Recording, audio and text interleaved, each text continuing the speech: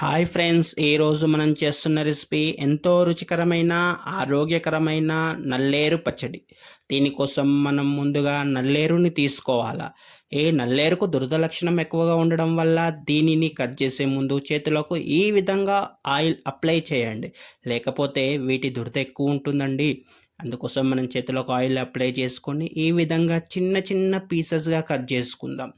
ఇలా కట్ చేసుకున్న పీసెస్ అన్నిటినీ ఉప్పు నీళ్ళలో, ఖచ్చితంగా ఉప్పు నీళ్ళలో 2, 3 సార్లు కడుక్కుందాం. ఇలా కడుక్కోవడం వల్ల వీటిలో ఉండే దురద లక్షణం తగ్గుతుంది. దీనికి కావాల్సిన పదార్థాలు ఇప్పుడు మనం చూద్దాం. వీటికి కావాల్సిన పదార్థాలు వచ్చేసి నల్లేరు, పచ్చిమిర్చి, టమాటాలు, కరివేపాకు, ఉప్పు, నూనె, పసుపు, బెల్లం, చింతపండు, పల్లీలు, శనగపప్పు, జీలకర్ర, ధనియాలు, మెంతులు, ఎల్లిగడ్డ.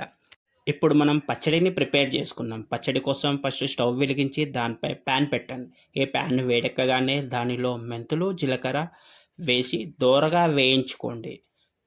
మీకు ఒక విషయం చెప్పాలంటే ఈ నల్లేరు అనేది సర్వరోగ నివారిణి. ఎన్నో ఆయుర్వేదాలలో వీటిని విరివిగా ఉపయోగించారు.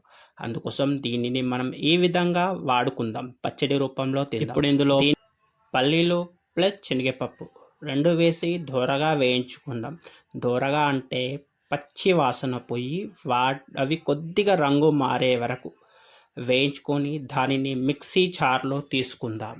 ఈ వేయించిన పప్పులను మెత్తగా పౌడర్గా చేసుకున్నాం తర్వాత ప్యాన్ పెట్టి అందులో కొద్దిగా ఆయిల్ వేసి అది కొద్దిగా వేడెక్కిన వెంటనే అందులో మనం తీసుకున్న నల్లేరు ముక్కలని వేద్దాం. నల్లేరు ముక్కలు వేసి ఇవి దోరగా వేగాల. ఎంత దోరగా అంటే వాటి రంగు పూర్తిగా మారిపోవాల. చూడండి, ఇక్కడ నేను చూపిస్తున్న విధంగా మారాల. అందులో పచ్చిమిరపకాయలు మరియు ఇందులో టమాటాలు కూడా వేసి ఒక్కసారి దోరగా వేయించుకోండి. ఇందులో కొద్దిగా చింతపండు వేయండి. చింతపండుతో పాటు మనం తీసుకున్న ఇంగ్రీడియంట్స్లో కరివేపాకు ప్లస్ కొద్దిగా బెల్లం, పసుపు వేసి ఒకసారి కలిపేయండి.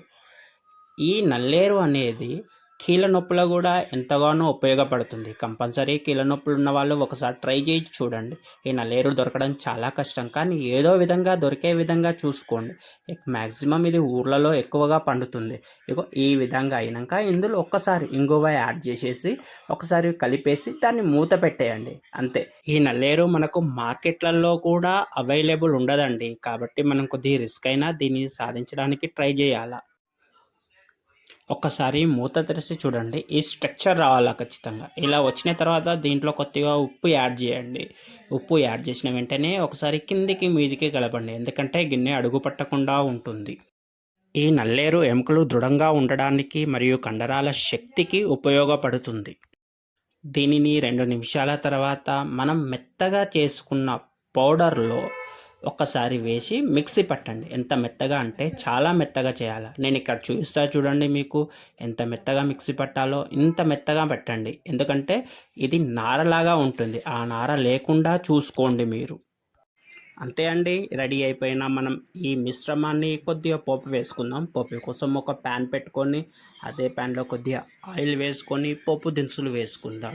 కానీ మీకు ఆ విషయం చెప్పాలంటే ఈ నల్లేరు రక్తహీనతను తగ్గిస్తుంది, ప్లస్ క్యాన్సర్ను కూడా తగ్గియడంలో ఎంతగానో ఉపయోగపడుతుంది.